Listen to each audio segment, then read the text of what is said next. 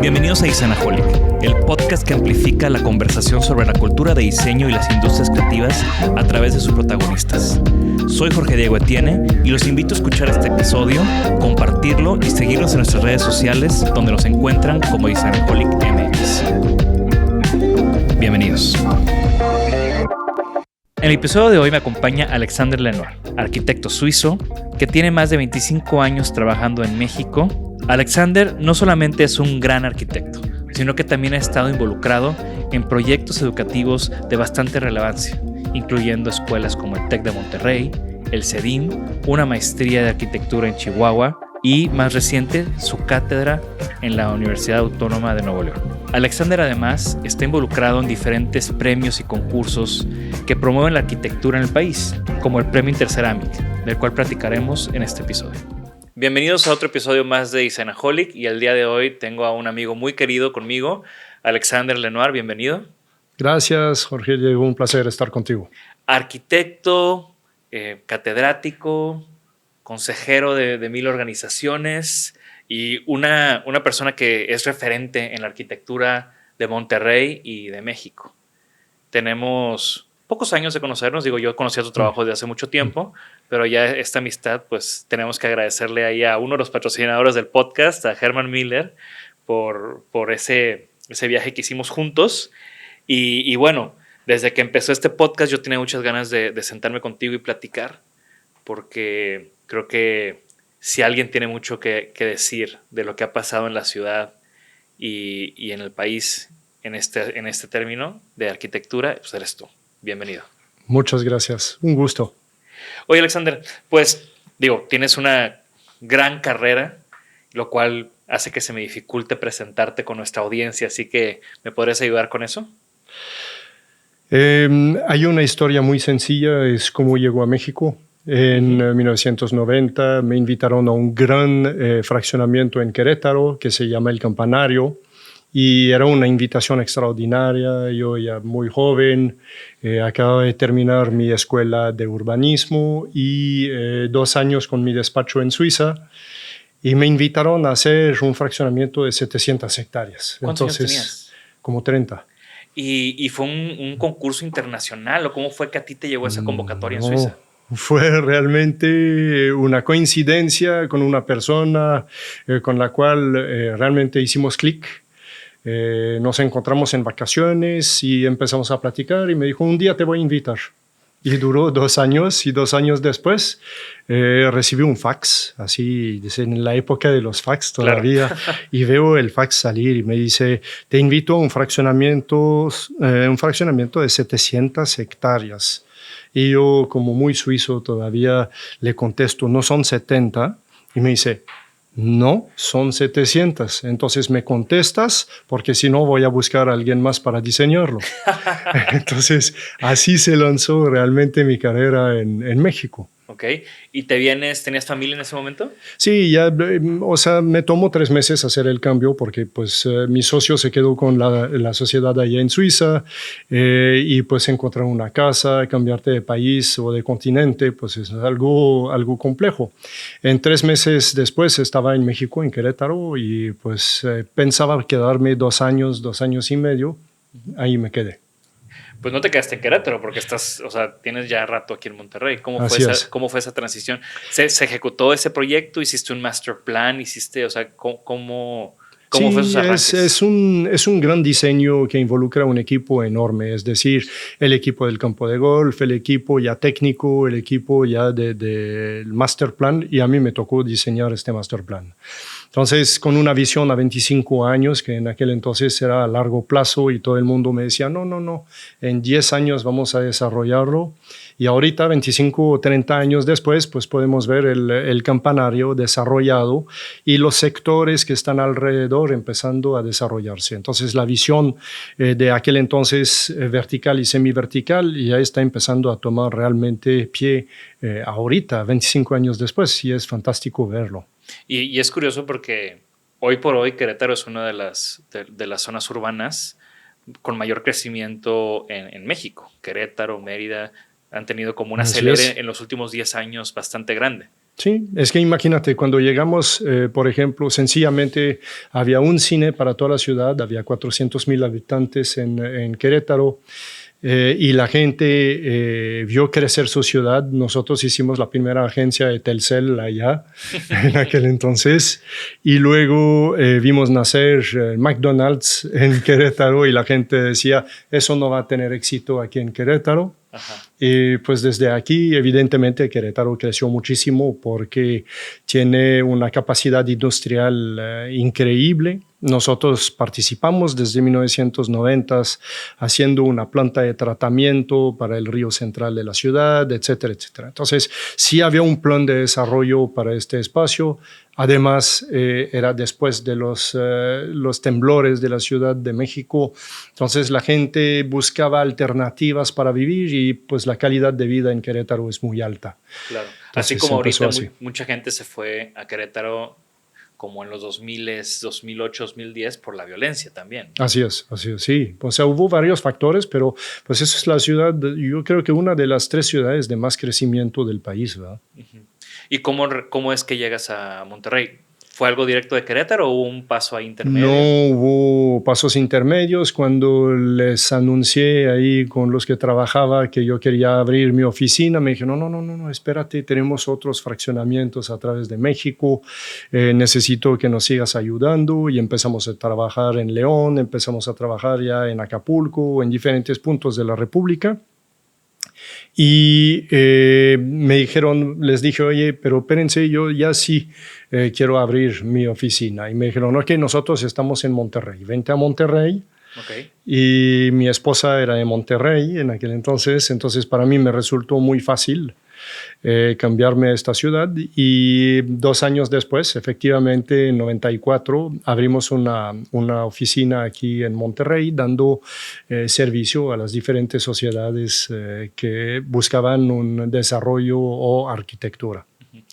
Y fuiste de esos primeros, bueno, digo, Monterrey tiene una gran tradición de arquitectura, pero sí fuiste uno de esos primeros despachos que venía con unas ideas diferentes. No sé si tiene que ver con el tema que venías de fuera, venías con tal vez otras ideas de tus estudios o de lo que estabas, una visión un poco más global en los proyectos que estabas implementando aquí.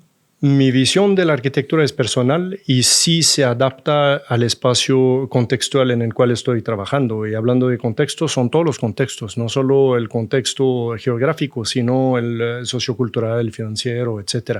Entonces, básicamente sí, la visión de un arquitecto pues es realmente propia o viene de una tradición, como en mi caso, de haber recibido de grandes profesores una enseñanza extraordinaria que hacía que amaba mi profesión, buscaba la honestidad con la misma, tanto en la estructura de los edificios, en los materiales, en el clima, en la parte de sustentabilidad automática que buscábamos, que no era una sustentabilidad tecnológica como la estamos viviendo ahorita. Entonces, pues sí, ahí podemos decir que no solo es una trayectoria profesional, sino personal al fin del día, y tú vas ensayando a lo largo de tu vida, y es la parte interesante, ¿verdad? Porque pues el diseño te abre esta puerta de la creatividad, y a través de esta es como he empezado a desarrollar mi quehacer arquitectónico.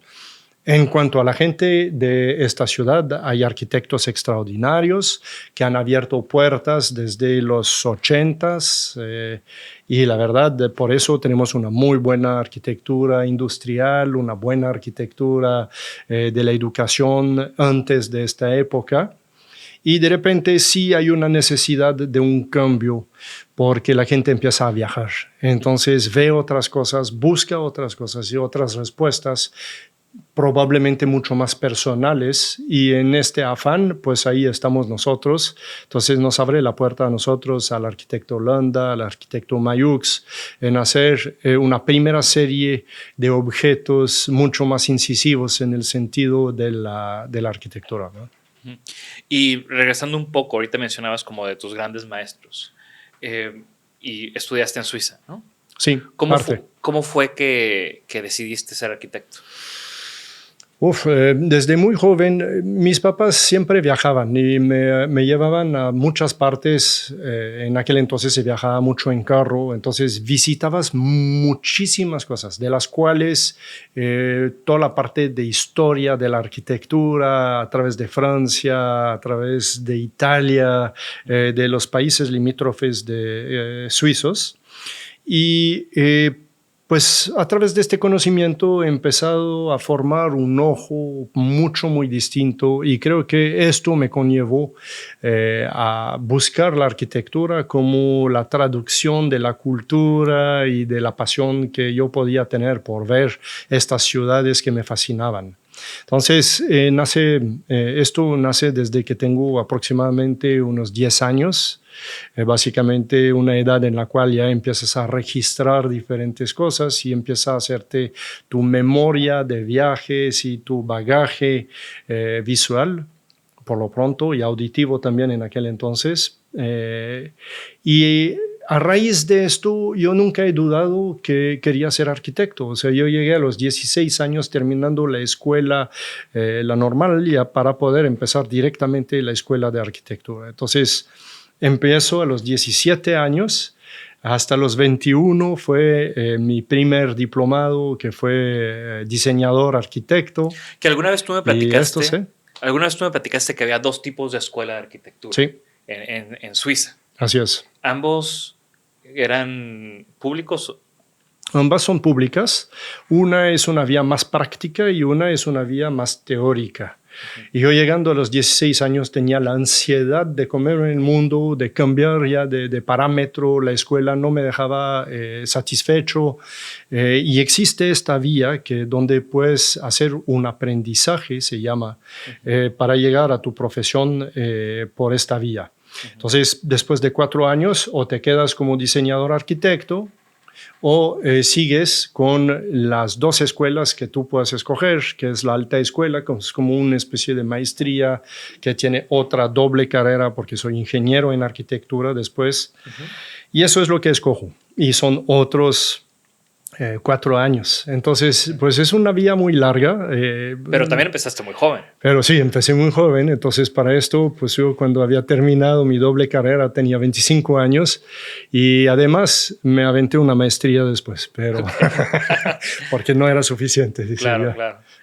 Y bueno, ya estando aquí en Monterrey, ¿cuál fue una de esos primeros grandes encargos que de alguna manera como marcaron tu carrera? Como me toca la crisis del 95, para empezar, hicimos grandes proyectos de urbanismo a través de todo el país, ya con encargos de cientos de hectáreas, si no es por decir miles a veces.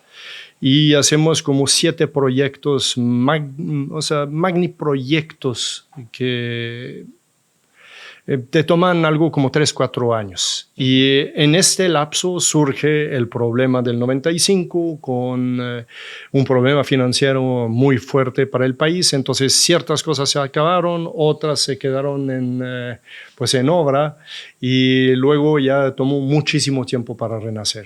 Y en esta época nos toca regresar un poquito a la arquitectura gracias a 1 o 2 socios que traía en esta época, que ellos estaban más metidos en la parte arquitectónica y nos toca una casa. Y esta persona tenía su dinero en dólares, entonces para él era maravilloso la crisis. Y ya, pues definitivamente terminamos una casa en lugar de los miles de hectáreas que teníamos en obra en aquel entonces. Para ubicar un poco, el número de hectáreas que teníamos era el que seguía Ica en aquel entonces. Okay. Entonces era un monstruo y era fantástico y diseñamos para todo el mundo en todas partes y era un boom fantástico. Bueno, total. Que era parte de ese espíritu de nación que había al principio de los 90s, ¿no? Así es, muy voluntario. Al final fue una burbuja que reventó horrible, pero fue una burbuja que se infló con unos ideales de un México global, de un Sí. México primermundista, ¿no? Era la promesa de ese Así entonces. es, más bien. Con Por el eso no sé TLC si y lo demás. llamaría burbuja. Creo que es una necesidad de crecimiento y es de superación. Al fin del día sientes que te puedes medir a países muy distintos cuando entras en esta liga. Pero sí dependes mucho de la economía mundial, dependes de otros países y de tus dirigentes. Entonces, pues eso nos hacía muy débiles en esta época. ¿Cómo te sentiste, digo, viniendo de Suiza, viniendo de Europa, viniendo del primer mundo, parte específicamente de Suiza? ¿Cómo te sentiste llegando a México, ¿no? Como los contrastes, no solamente culturales, sino burocráticos. Yo me sentí muy a gusto desde muy temprano, es decir, no hablaba español, entonces tuve que aprender español muy rápidamente para empezar. Y luego sentía que la cultura y la familia era muy similar a lo que vivía en Suiza. Entonces, de este lado no me costó mucho la adaptación y parece que eso para mí es una de las partes muy importantes, que son los valores. Y siento que esos valores son muy cercanos. Entonces, pues muy a gusto en ese sentido y la manera de trabajar no es muy distinta. Al fin de cuentas, aquí estamos construyendo para que perdure, para que tú puedas heredar a tus hijos y heredar tú mismo objetos. Entonces la arquitectura hace parte de un patrimonio, de algo que debe de perdurar varias generaciones, que es básicamente lo mismo que allá. Tecnológicamente, la arquitectura muchas veces es muy simple, diría. Todavía nos falta muchísimo en tecnologías de materiales, en tecnologías de vanguardia, de concepción, incluso de concepción o conceptualización de proyectos.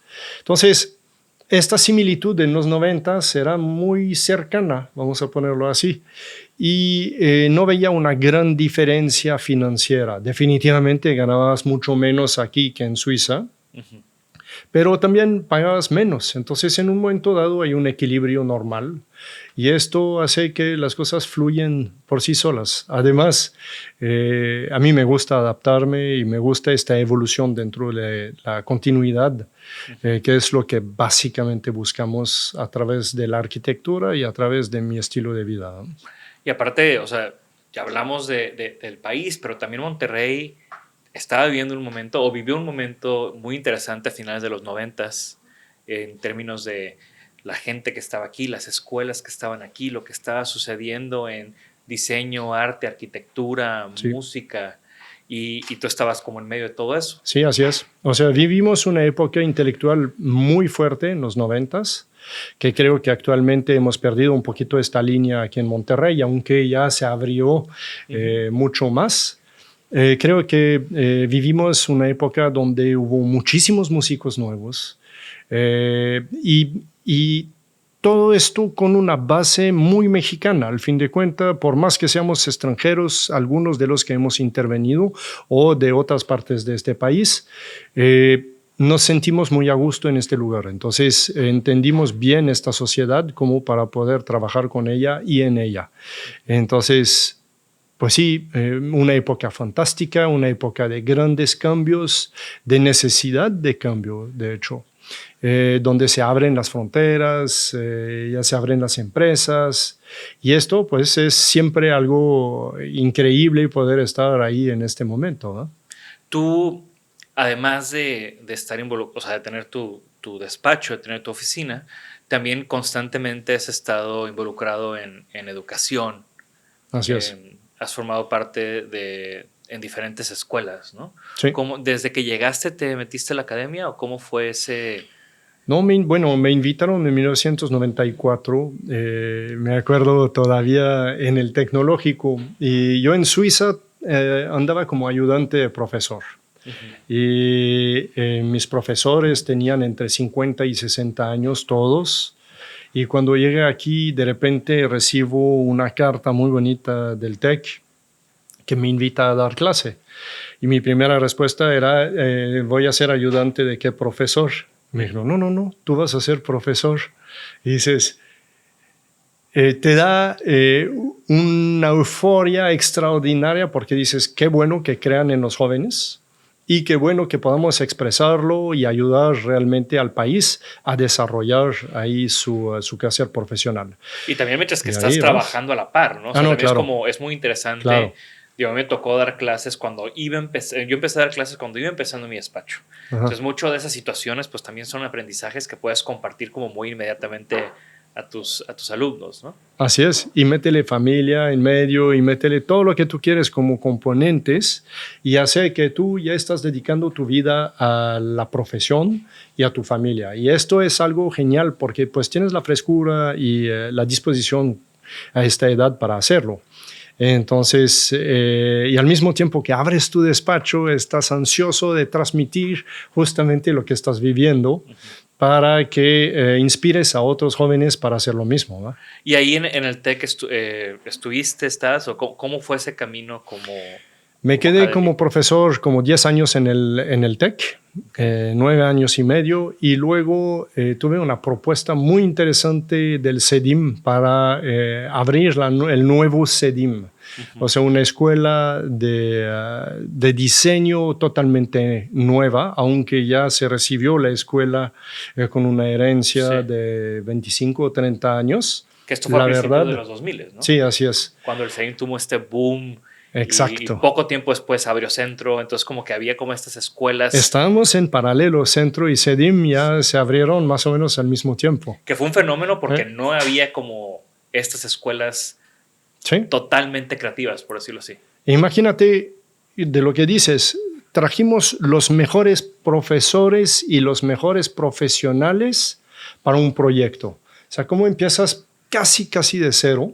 Tú puedes darte el lujo de escoger quiénes son los mejores para dar clase. Y eso era algo extraordinario que empezamos juntos con una serie de profesionales fantásticos que dejaron muchísimo a la escuela.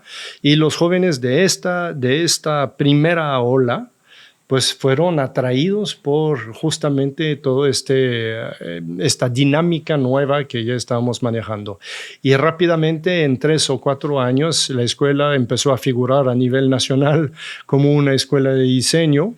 Y la escuela de arquitectura, que no existía antes pasó de una clase de 14 personas a rápidamente 250 personas. Entonces, wow. Sí, fue así. En 4 años tienes que empezar a ver esta apertura y eso ya fue enorme en muy poco tiempo. Y cuando te tocó diseñar este plan de estudios o diseñar la carrera de arquitectura en el CEDIM, supongo que de nuevo, ¿no? Vienes con esta influencia, ya tienes tiempo en México.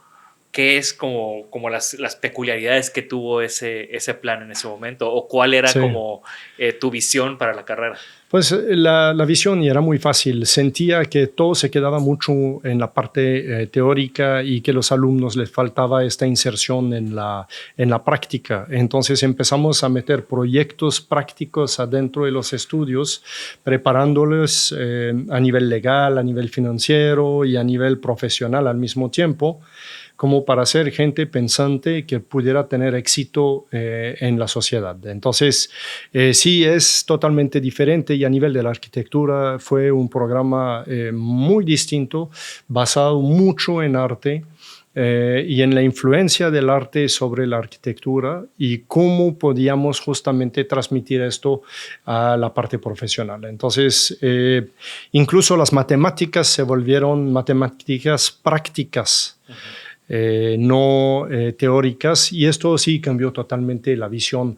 La Secretaría de Educación nos corrigió varias veces, las otras universidades empezaban a poner el dedo diciendo no pueden hacer esto, uh-huh. Pero era parte justamente de esta especie de gran cambio que necesitábamos operar para tener gente diferente sobre este mercado. Sí, y si tu misión también, porque sé que parte de lo que quería hacer el CEDIM era ser disruptivo, pues el hecho de que te estén apuntando y te esté cayendo la SEP, pues también o sea, te dice que estás haciendo las cosas bien. Las cosas bien, ¿no? O al menos como las querías hacer. Sí, exactamente. ¿No? Y hoy por hoy tienes una cátedra en la UNI, en la sí. Universidad Autónoma de Nuevo León. Así es.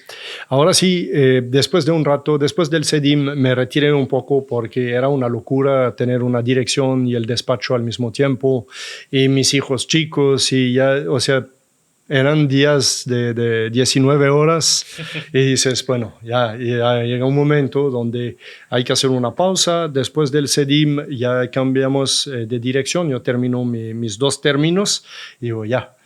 Ya no, ya me quiero dedicar a otras cosas, retomo el despacho al 100% y se acercan 2 universidades para maestría, que me dicen, oye, necesitamos ahora en maestría que operes un cambio de mentalidad y un cambio de rumbo para una maestría nueva en Chihuahua. Una maestría de arquitectura que no existía en México. Existían muchas teóricas de negocio, todo alrededor de la arquitectura, pero no existía una maestría en arquitectura, donde el pensamiento no es el seguimiento de la licenciatura, sino algo totalmente o radicalmente diferente. Entonces, empezamos con esta maestría, también con gente fantástica en la dirección, y me llaman también de la Ibero, donde voy empezando a dar una clase en la Ibero. Entonces, junto con profesores internacionales, entonces fue una suerte de transición muy interesante. Y después me llamaron de la universidad para ver si quería dar una cátedra como 4 años después, y es cuando retomo una cátedra en licenciatura.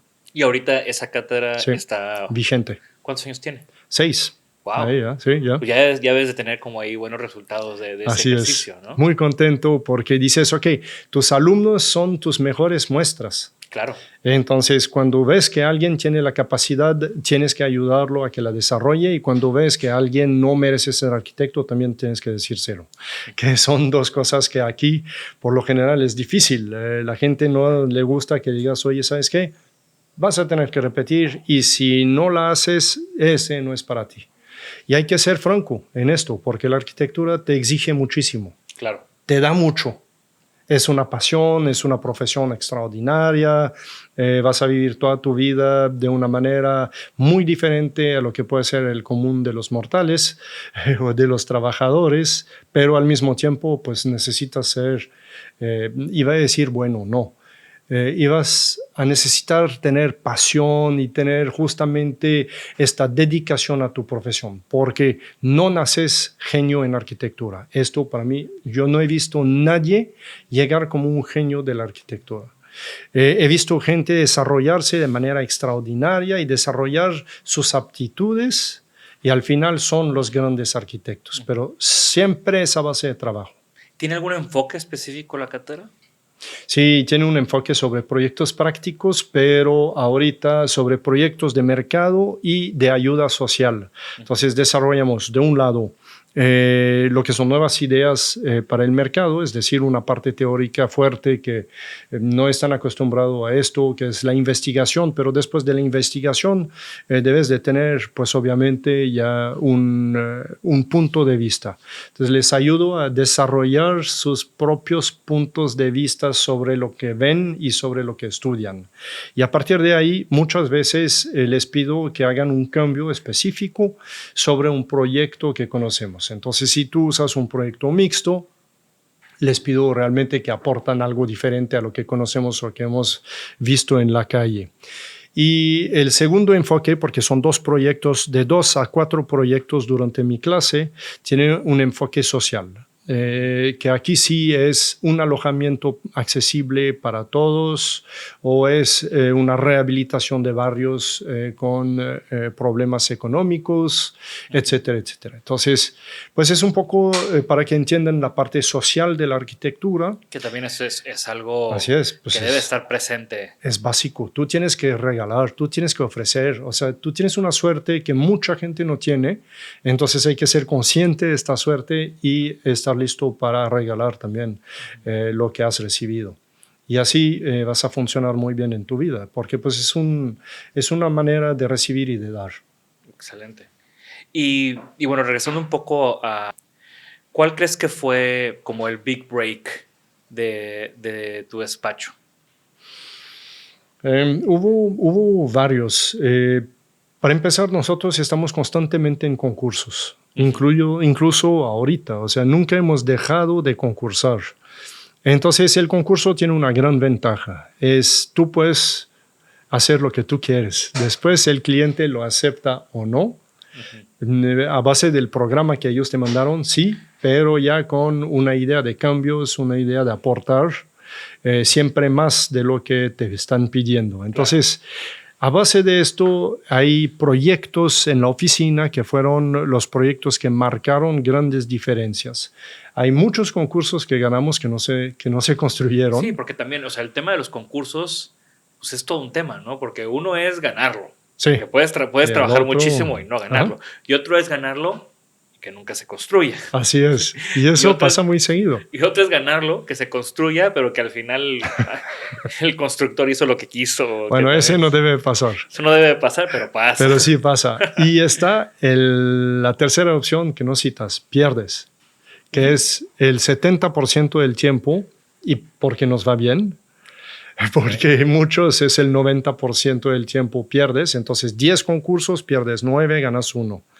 Y muchas veces así es. Entonces, cuando tú tienes un 70% perdido, tienes que asimilar, porque sí, definitivamente hacer un concurso es un esfuerzo enorme y te drena un concurso. Entonces tienes que saber empezar a juzgar y a medir el esfuerzo para poder concentrarte en lo que tú quieres decir.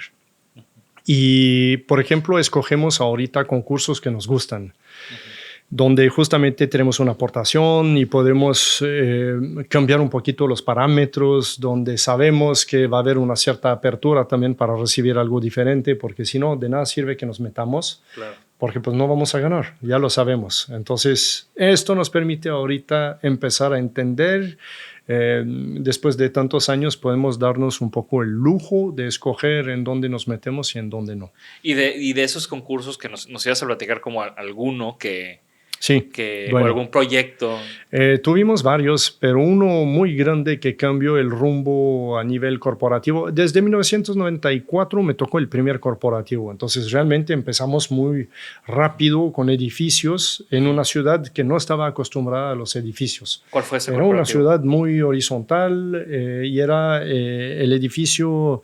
El corporativo campestre, que ya después lo compró Nextel, después lo compró otra compañía y ahora tuvimos ahí adentro el consulado de Inglaterra, que está justo frente al campestre. Entonces, pues, sí. Esto también ganamos un concurso ahí y construimos este edificio. Entonces nos puso en el mapa de los edificios. Esto sería el primer paso que nos permitió entrar en una escala mayor a la escala de las casas que estábamos haciendo en aquel entonces. Y luego a partir de ahí tuvimos una serie de edificios muy bonitos que todos los podemos ver y somos muy orgullosos de ver claro. Que 30 años después o casi 30 años después todavía esos edificios son vigentes, que eso es algo muy importante de la arquitectura contemporánea. Y la aportación del discurso también es correcta desde este punto de vista. Claro que pues tienen 30 años los edificios, se mantienen, pero pues son edificios que también son parte justamente de esta historia o de estos primeros hechos y por lo cual ya debes de poder identificarlo como parte de este desarrollo. Y luego nos toca, por ejemplo, el Centro de Contacto Banorte, que es un edificio con una rotación de 1.200 personas 3 veces al día. Entonces te puedes imaginar el conjunto, la vida interna, el sistema de comunicación es impresionante. Y ahí les propusimos algo muy distinto a lo que habían pedido, pero que pensábamos que pudiera cambiar efectivamente la vida corporativa del centro, que es todo un sistema de vida. O sea, tú entras y vas, en lugar de trabajar 5 horas que duraba el turno, te vas a quedar 7 horas. En esas 7 horas tienes una gama de cosas que haces dentro de la arquitectura que ofrecen una calidad de vida que no conocíamos. Y gracias a esto ganamos el concurso y Banorte, en aquel entonces, su director general, su presidente director general, ahí, el Maseco, en la junta de consejo empiezan a abrir los sobres, había 3 firmas americanas, una firma del DF y nosotros para complementar porque necesitaban a alguien de Monterrey y algún directivo nos recomendó y nos metieron en el paquete. Y abren el jurado termina, abren las hojas y dice, híjole, ganó el despacho local de Lenoir y Asociados. ¿Qué hacemos? ¿Lo cerramos y agarramos el segundo? Y ahí el presidente dice, no, si ganaron, van a asegurarse nada más que tengan la capacidad de hacer este edificio. Y fue un edificio que cambió efectivamente el rumbo de la oficina. Claro, y que pudiste en un proyecto altamente funcional, sí, pudiste plasmar una visión interesante y una manera diferente de abordar muy diferente, ese sí, tipo de edificios.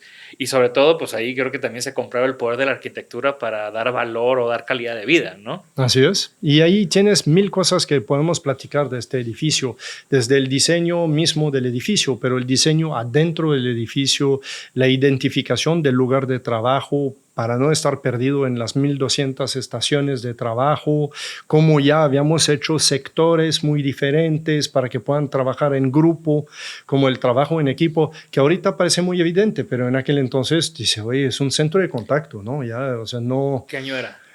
Hace 11 años de esto ahora. 2010. Entonces dices, bueno, es algo 2010, 2011, era algo relativamente novedoso. Y también al nivel de sustentabilidad es un edificio altamente sustentable, con reciclaje de agua, con paneles solares, con techo verde, cosas que dices, híjole, sí, para que la iniciativa privada meta todo este dinero si quieren hacer algo diferente. Y el resultado, y para ellos la recompensa es que del centro de contacto que tenían anteriormente, que estaba dividido en 2, a este nuevo centro de contacto, bajó la rotación de personal de 30% a 6%. Wow. Entonces tienes un 24% menos de rotación al año, es enorme. Sí. Es gigantesco porque ya antes estaban constantemente formando gente y de repente ya mantuvieron su estructura funcionando más tiempo por la calidad de vida misma del edificio, ¿no? Y eso se traduce en números también, o sea, claro, se traduce en dinero. Entonces así al final es un business case. Sustentable a nivel económico, como exacto, lo llamamos nosotros. Qué genial. Y bueno, ¿algún proyecto que sea como tu querido? Es muy difícil. Todos los proyectos en los cuales nos involucramos dejamos mucho sentimiento, mucho trabajo sobre la mesa. Entonces, a tus hijos deberías de quererlos iguales.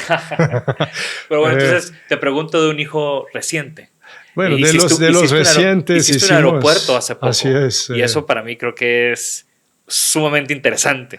No, porque claro, también es un aeropuerto pues pequeño, o de una ciudad pequeña, sí, una ciudad pequeña que está creciendo, sí, es Matamoros, ¿no? Es Reynosa. Es una ciudad pequeña que está creciendo, pero como que cuando hablamos de aeropuertos, pues vemos en el Discovery Channel como la construcción del gran aeropuerto en Asia. Sí, el glamour. O todo el relajo del aeropuerto de la Ciudad de México, pero ¿cómo es hacer un aeropuerto para una ciudad como Reynosa? Yo creo que primero hay un componente social muy interesante. Es que cuando no había inversión en Reynosa por el problema de la violencia, de la deserción de la misma ciudad por sus habitantes, de repente tienes alguien que cree en esta ciudad y que dice, vamos nosotros sí a ofrecer algo que ayude al desarrollo.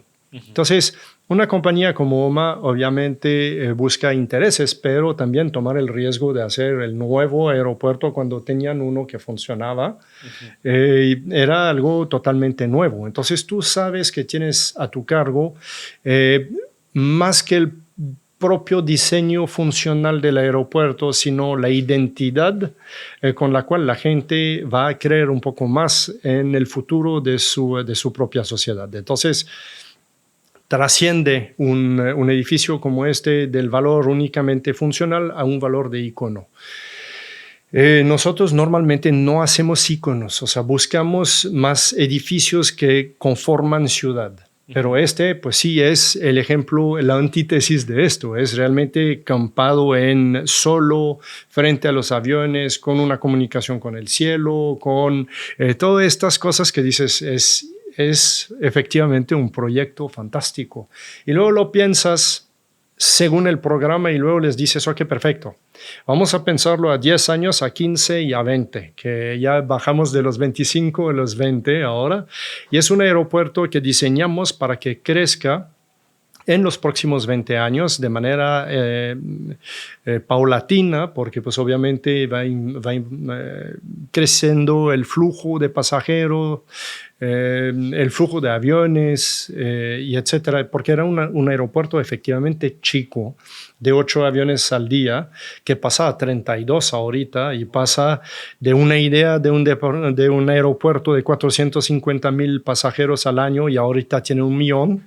Entonces, dices, toda esta escala de negocio la tienes que tomar en cuenta en tu arquitectura. Claro, para que no pase lo de la Ciudad de México, que abrieron la T2 y ya estaba saturada sí, al año y medio de haberla inaugurado. Así es, sí.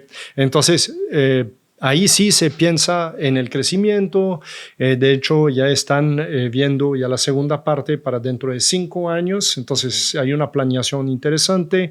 Va a haber al final hoteles, un centrito comercial, etcétera. Y todo esto va a conformar una manzana que llamamos nosotros el distrito aeropuerto.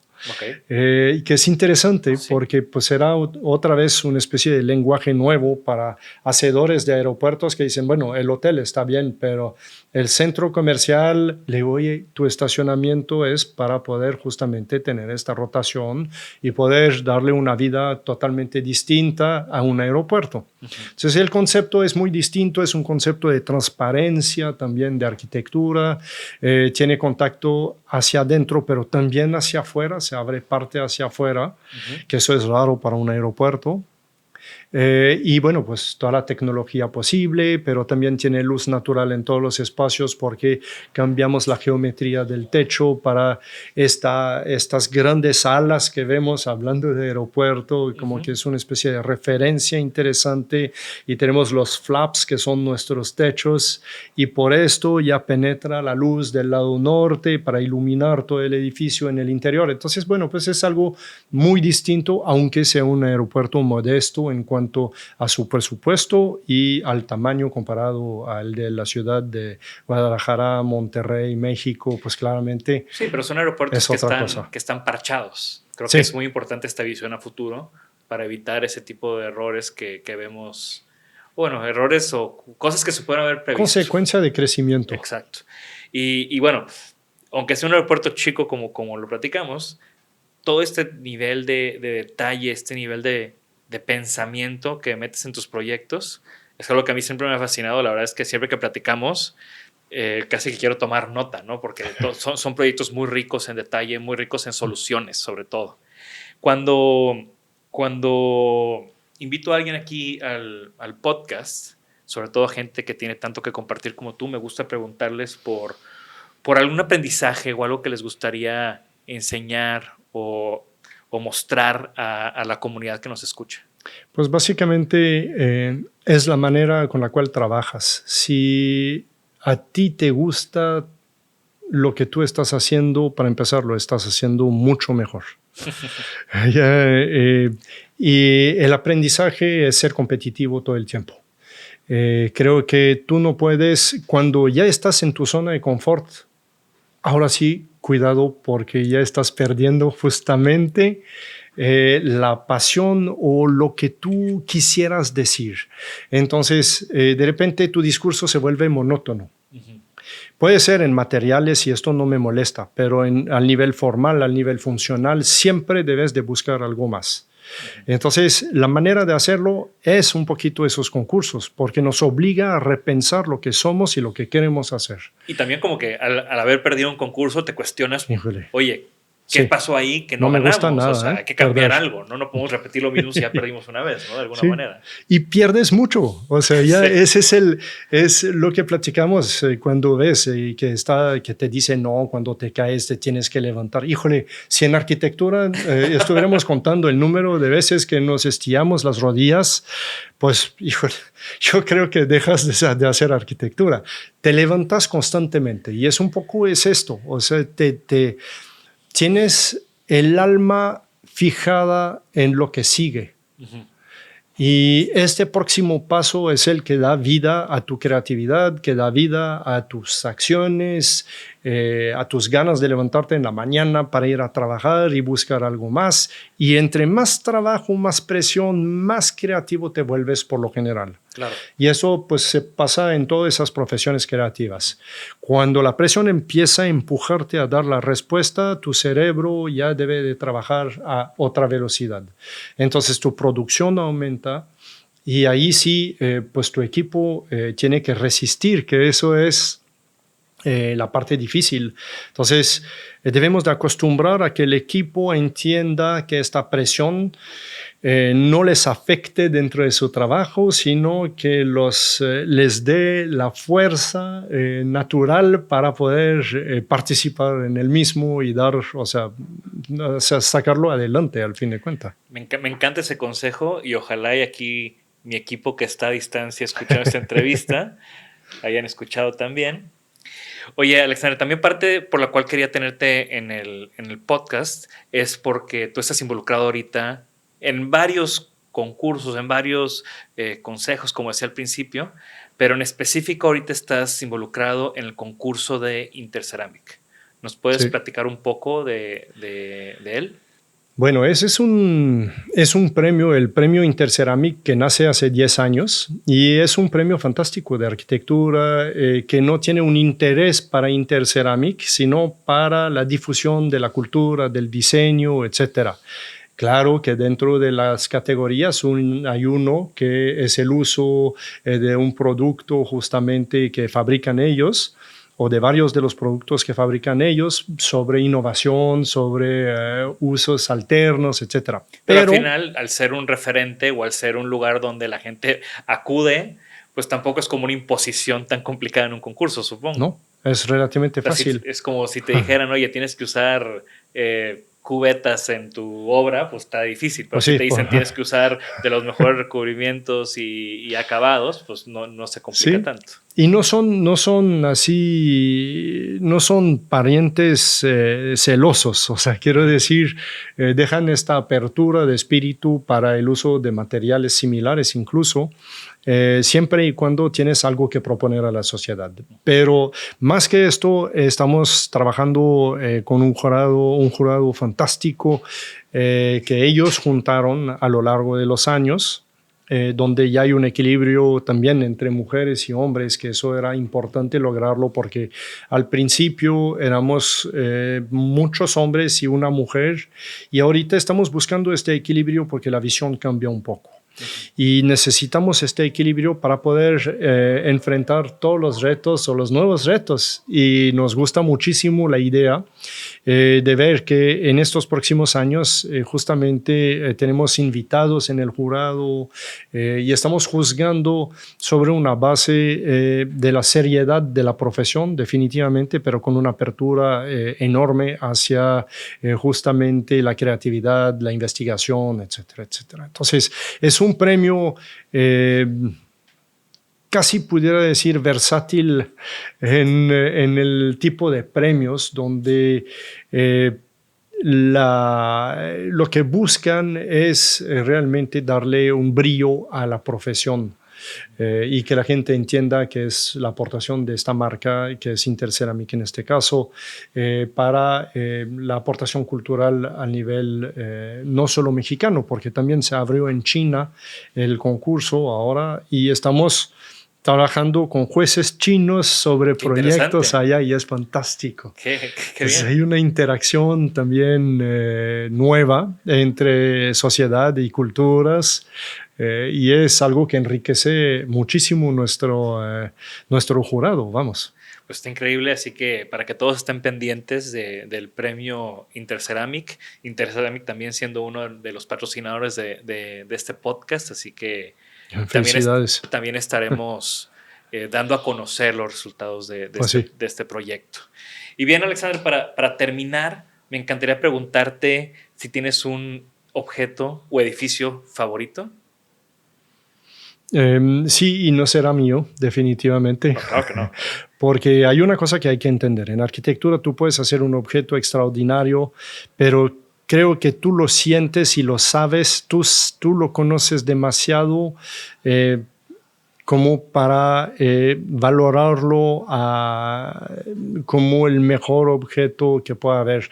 Y de hecho, si tú consideras esto, entonces no tienes nada que hacer porque has logrado el máximo nivel que tú podías hacer y todo lo que sigue va a ser muy complejo ya que vayas siguiendo evolucionando. Entonces, sí, tengo muchos objetos a través de la historia, a través de los países que me gustan, desde objetos históricos, como por ejemplo cuando llegué y tenía 19 años, la primera vez que vine a México y que descubro Chichén Itzá, Teotihuacán y esto me dejó pasmado y me fascinó, pero al mismo tiempo me voy al centro de la ciudad y veo la torre latinoamericana y dices, oh, es un país que ha conjuntado la modernidad y, porque ya no era contemporáneo, pero la modernidad y la historia. Claro. Y esto, por ejemplo, es uno de los recuerdos, de los muchos recuerdos que puedo tener, pero que me agrada.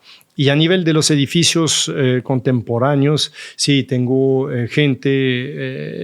arquitectos como Foster, que han hecho objetos que me parecen extraordinarios de poder también tener la libertad de poder hacerlo, porque la arquitectura te da poca libertad muchas veces a nivel del presupuesto. Entonces, cuando te ofrecen la posibilidad de hacer un objeto donde tú puedas expresar más lo que tú quisieras al nivel creativo, hay que entender que este objeto es único o es especial. Y, por ejemplo, lo que veo en Foster es que cada vez que tiene esta oportunidad, lo hace. Claro. Entonces, es un arquitecto a mí que me parece fantástico. Lo mismo Tadao Ando, que desde que empecé mis estudios, es un personaje que sigo a través de su evolución en arquitectura y que me parece que renace cada vez que hace un edificio. Y pues sí, tiene edificios en Tokio como una pequeña galería que me parece una joya integrada en el paisaje. No necesariamente son edificios enormes. Claro. Y Rem Koolhaas, que también tiene objetos a escalas magna y pues dices, wow, qué objeto para la ciudad. Sí, yo de hecho cuando estaba a punto de entrar a la carrera de diseño, hice un viaje de mochilazo por Europa, ¿no? Típico. Y fui a Londres y crucé el Millennium Bridge y dije, ¿qué es esto? O sea, me gusta mucho. No sabía nada, todavía no empezaba la carrera. Y fue como la primera vez que conocí a Foster, la primera vez que conocí como el arquitecto haciendo cosas que no eran edificios, pero que, sí estaban haciendo ciudad y este tipo de temas, ¿no? Y cruzaste y llegas a la fábrica que rehizo Herzog de Meuron ahí y dices, oh, o sea, la rehabilitación industrial y otro lenguaje. Sí, y volteas la arquitectura y está es enorme para alineado St. Paul's Church. Sí. Con el puente de la terraza del Tate y es como, es un conjunto bastante interesante. Y de Tadao Ando ni se diga, ¿no? Cuando vivía en Japón vivía 5 cuadras de la Church of Light, que es también como de esas pequeñas obras que... ¿En serio vivías ahí? No, sí, pues es una gloria. Este objeto es así, y es un microobjeto, la verdad, ya por eso digo, la escala no importa tanto. Y bueno, de lo de Tadao Ando, que tuvimos la oportunidad de ser los arquitectos de sitio aquí en Monterrey, hay que verlo como un gran hecho de la arquitectura, porque había ensayado con el museo en Arabia Saudita y no lo pudieron construir porque nunca encontraron la manera de hacerlo. Y luego sigue la Universidad de Monterrey y pues aquí en México se pudo construir algo maravilloso. Un edificio con 70 metros libre, con una panza de ballena abajo que me fascina y esta sensación ahí del peso que deja entrever ya los dos lados y que cambia el paseo. Hay que ver también esos objetos aquí locales como grandes hechos arquitectónicos a nivel mundial, ¿verdad? Sí, me encanta. Y bien, finalmente, ¿alguna recomendación? ¿Libro, música? Pues muchas. ¿Algo reciente que te haya llamado la atención? Pues lo haría de esta manera. Nunca dejar de leer. Ahorita estoy leyendo un pequeñito libro se llama ¿Por qué los arquitectos se visten negro? Sí. Que ya me hizo reír porque son citaciones de arquitectos. Sí. Y es un pequeñito libro que tengo ahí porque a veces tengo un poco de tiempo y ahorita como estamos en alto momento de concursos, agarro libros chiquitos. Claro. Y ese es el que estoy leyendo ahora. Escucho música todo el tiempo y tengo un registro sumamente amplio. No me limito a una sola música. Canto muy mal, pero me encanta solo en mi terraza. Son cosas que hacen parte de tu universo cultural y literario, en el caso ya básicamente de los libros. Mi universo musical va desde la música clásica hasta el hard rock que me gusta. He vivido como 10 grandes cambios de música desde que soy joven, con la música rock hasta la parte que estamos viviendo ahora, que ya son múltiples, o sea, pasando por punk, post-punk, grunge, todo lo que tú quieras nombrar. Y siempre me he dedicado a escuchar esto porque me gusta, o sea, me gusta entender esta evolución. Entonces, no me quedo atorado. Sí, la música clásica hace parte de mi registro que me gusta. He ido evolucionando porque es como la cocina, con los años la comida vas evolucionando en tus gustos. Uh-huh. Entonces empiezas a entender un poco más lo que haces y lo que te define. Y creo que efectivamente entre el cine, la lectura, la música, la cocina y los viajes, tienes una vida increíble, llena de aventura, llena de novedad, de encuentros fabulosos, tanto en gente como en espacios. Y esto hace que tu vida sea interesante. Me encanta. Pues Alexander, muchas gracias por acompañarnos. Estoy seguro espero que me vuelvas a aceptar la invitación, porque hay muchos temas que me gustaría abordar contigo. Hoy fue como una introducción a esta gran carrera que tienes y a esta gran visión y esta gran fuerza que le has inyectado a la ciudad y al gremio, ¿no? Entonces, muchas esperemos gracias. Que dure, ¿eh? Estoy seguro que sí. Muy bien. ¿Cómo te pueden seguir en redes sociales? Me pueden seguir en Instagram, obviamente, como Lenoir Asociados. Me pueden seguir en Facebook, que es lo más fácil, ahí ya, o personal o el sitio de la oficina.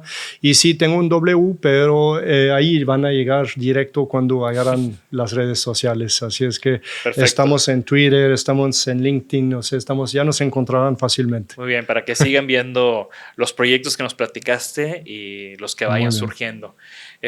Muchas gracias y muchas gracias a todos los que nos escuchan. Recuerden que estamos pendientes de sus comentarios, ya sea en YouTube o en redes sociales. Ayúdenos a compartir este episodio y comenten, taguen a Alexander qué les gustó, qué les inquietó y nos vemos en la próxima. Hasta luego.